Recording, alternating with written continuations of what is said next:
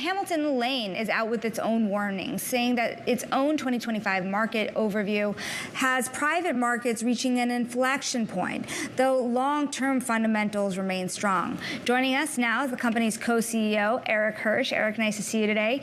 I want to point out something that was actually posted online from Megan Reynolds, of course, over at Altimeter, who is a regular reader of your overview, and one thing stuck out to her and also stuck out to me is that distribution levels are at a low not seen since the great financial crisis, and that has now happened at a time of strong equity market performance, and this hasn't happened before. And you can't really see that rebound in fundraising until you see that rebound in exits. IPO markets are challenged, M&A markets are challenged. How does that play out?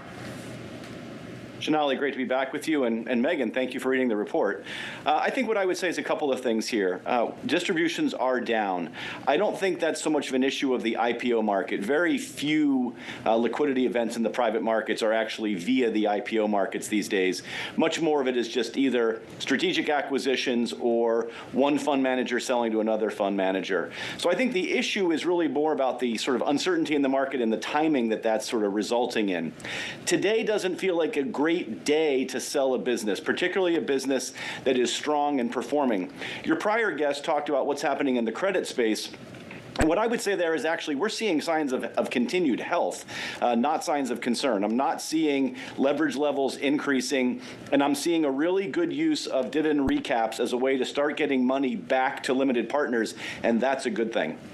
So what about the ability to shift into riskier parts of the capital structure when it comes to private assets? Venture capital has been a very big point of fascination lately after you saw that massive return, for example, with Wiz selling to Google. And of course, now we just reported that Elon Musk's X is raising another $1 billion in new equity funding. You're seeing things happen, and some things at scale, but not everyone is Elon Musk and not everyone is Alphabet. So what's possible in that world?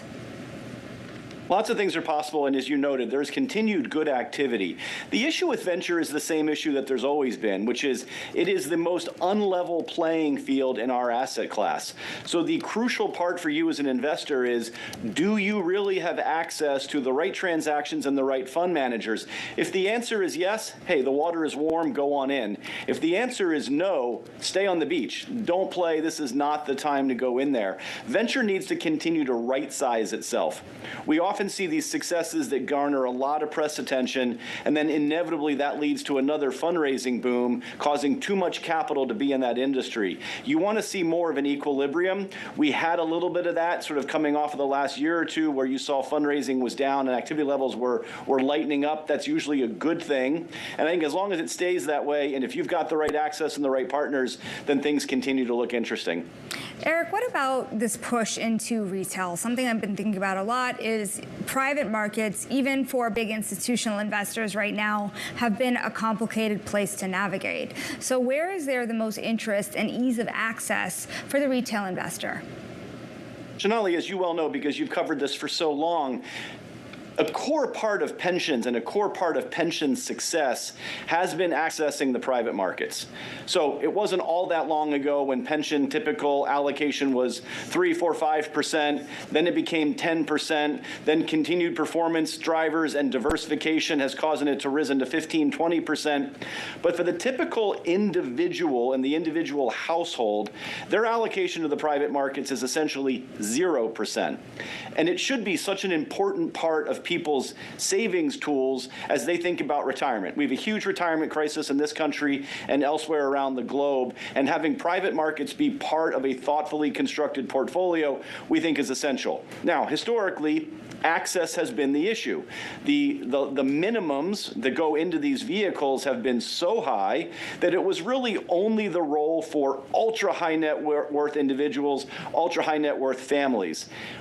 What we're seeing now on the technology front, primarily through the use of tokenization, is an ability to dramatically bring those minimums down, providing much easier access to a much broader set of Erik. investors, and we think that's great. Well, talk to us a little about what you're putting out there, because I was really struck by the ability of a new product that you're putting out to be offered for as low as $500. It used to be you had to have $10,000 to get into one of these funds, and so you're offering something, sounds like via tokenization, that $500 minimums are possible. Sonali, it wasn't that long ago where the minimums were $5 million. Again, back to my point, it was a world of only institutional investors and ultra, ultra, ultra wealthy people. So in our partnership today, and we're announcing this here, with a great strategic partner of ours called Republic, we have tokenized a Hamilton Lane product, an infrastructure product. Again, something that we think is a terrific kind of wind at your back strategy right now with the onshoring and spending that's going to be occurring in this country around data centers, roads, charging stations, you name it. All of that is in the infrastructure world. And in doing that vehicle via a token, we're able to bring down investment minimums to $500, something that really has never been done before and really, we think, alters the landscape of who can participate here. Erik, we have to leave it there. We're looking forward to seeing exactly where this goes. A lot of talk about tokenization on this program today. Just shows you how vast the conversation is. That is Erik Hirsch. He is the co-CEO of Hamilton Lane.